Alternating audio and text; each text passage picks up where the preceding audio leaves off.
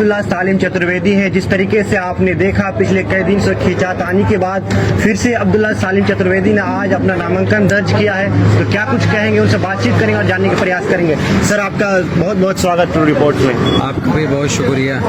Sir आज आपने नामांकन किया बहुत खींचतान के बीच, जिस तरह से सोशल मीडिया में आपका वीडियो वायरल हुआ, और क्या कहेंगे सर? देखिए, मेरी तैयारी तो बहुत पहले से थी ही इलेक्शन लड़ने की। सन 2020 में भी थी और इस बार अभी तो मेरी थी ही, बहुत पहले से मेरी तैयारी थी। और बस फर्क इतना है कि मैंने जिस पार्टी से मेहनत की और काम किया उस पार्टी से मुझे टिकट नहीं मिला, मेरा टिकट किसी और को दे दिया गया। लेकिन ये है कि मुझे सीमांचल और खुसूसन जोकीहाट के अंदर तब्दीली लाने के लिए और यहाँ के यहाँ रिफॉर्म करने के लिए, जो बुराइयां हैं, करप्शन है, उसको ख़त्म करने के लिए, यहाँ की पसमानदगी को दूर करने के लिए मुझे किसी सिंबल की और किसी झंडे की अब ज़रूरत नहीं है। इसीलिए हमने लोगों के, अल्लाह के फजल पर, लोगों के उस पर भरोसे पर हम यहाँ पर आए हैं और आज हमने अपना नॉमिनेशन फाइल किया है और बस अब 1-2 दिन के बाद में प्रचार प्रसार का काम भी शुरू होगा। सर आज मुर्शिद मुखिया ने एक बात कहा है कि मौलाना अब्दुल्ला सालिम मेरा भाई है, अभी भी मेरे साथ है, पार्टी के लिए काम करेंगे, क्या कहेंगे? मैं कैसे कर सकता हूँ? मैंने खुद ही नॉमिनेशन फाइल किया है, मैं खुद ही ये क्या नाम है, मैं कैंडिडेट हूँ, मैं उनके लिए कैसे काम कर सकता हूँ? इसीलिए खैर वो उनकी एक सोच है।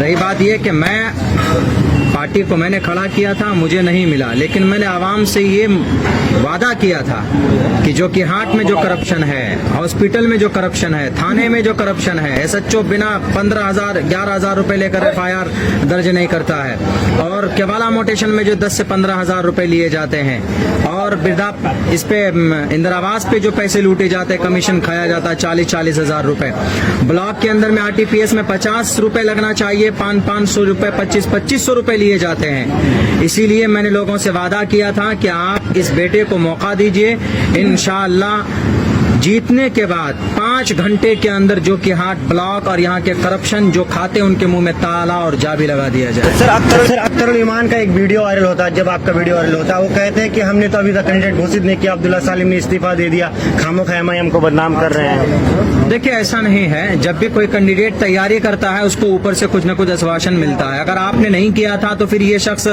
खस्सी खरीद कर, भोज की दावतें और फिर वो पिंडाल और कुर्सियां कैसे जमा कर रहा था?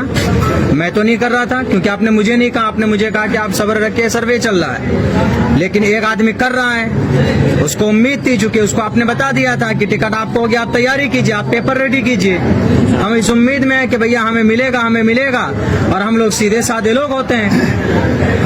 हमारे दिल के अंदर कोई छल कपट नहीं होता। जो आप कहते हैं हम मान लेते हैं, लेकिन नहीं मालूम कि उनके उन बातों के अंदर में कौन सी साजिशें छुपी हुई थी। खैर, वो तो हमारी चालाकी से हमें पता चला कि हमारा सिंबल किसी और को दे दिया गया। अगर ऐसा बोलते हैं वो, तो मुझे समझ में नहीं आता कि वो क्यों बोल रहे हैं। हमें पता चल गया था और हमने उनको खबर भी भेजी थी कि सर ऐसा हुआ है क्या। उनका शाम तक कोई रिप्लाई नहीं आया कि हाँ हमने उनको सिंबल नहीं दिया, अभी रुकिए। सुबह हमने खबर की, शाम तक कोई जवाब आना नहीं चाहिए भाई। बोलते हैं कि हम मोबाइल नहीं देखते हैं, तो फिर आपको खबरें कैसे पहुंचती, मोबाइल फोन कैसे उठाते हैं आप? ये बातें खैर टालने के लिए होती हैं। हमें जब पता चल गया, जब 12 घंटे का इंतजार हमने किया, जब कोई रिप्लाई नहीं आया, फोन मिला फोन नहीं लगा, तब जाकर हमने कहा कि भाई अब यहाँ पर वक्त जाया करना बर्बाद है। चूंकि हमने कसम खाया हुआ था, तो मिंबर के लिए कसम वो एक तौर पर बंदिश थी, तो हमने सबसे पहले इस्तीफा दिया और हम जोकीहाट के लोगों के बीच में आजाद उम्मीदवार के तौर पर हम कोशिश कर रहे हैं। नॉमिनेशन फाइल हमारा हो चुका है। सर इस बीच में एक खबर सामने आ रहा था कि जन स्वराज का आप स्टार प्रचारक के रूप में एक प्रशांत के साथ फोटो भी वायरल हो रहा है, एक लिस्ट में भी नाम आ रहा है, इसमें क्या सच्चाई है सर? देखिए, मैं अभी, आप खुद ही अंदाजा लगा सकते हैं, मैं आज़ाद इंडिपेंडेंट हूँ। मैं एक बिल्कुल निर्दलीय मैं चुनाव लड़ रहा हूँ। इससे खुद ही आप रिजल्ट निकाल सकते हैं कि भाई क्या सही है क्या गलत है। इसीलिए मेरी पूरी ताकत आज़ाद उम्मीदवार के तौर पर हम काम कर रहे हैं। टेक्निकल कोई प्रॉब्लम हो सकती है, ऐसा हो जाता है, कोई बड़ा मसला इशू नहीं है। लेकिन यह है कि मैं अभी बिना किसी दल के मैं इलेक्शन लड़ रहा हूँ यहाँ पर, और आप देखेंगे कि खुद यहाँ जोकीहाट से जन स्वराज का कैंडिडेट मौजूद है, सरफराज साहब हैं, तो हम उनके मुकाबिल में होंगे, हम उनसे लड़ रहे हैं उनके सामने में। आखिरी सवाल रहेगा सर कि जोकीहाट के जनता को क्या मैसेज देंगे, क्यों आपको वोट करें? मैं ये कहूँगा कि जोकीहाट के लोगों, पिछले 8 साल से मैं जो कि हाथ को बदलना चाहता हूँ, मुझे मौका नहीं मिलता है। पिछले सन 2020 में भी मेरा टिकट कटा, इस बार भी मेरा टिकट कट गया।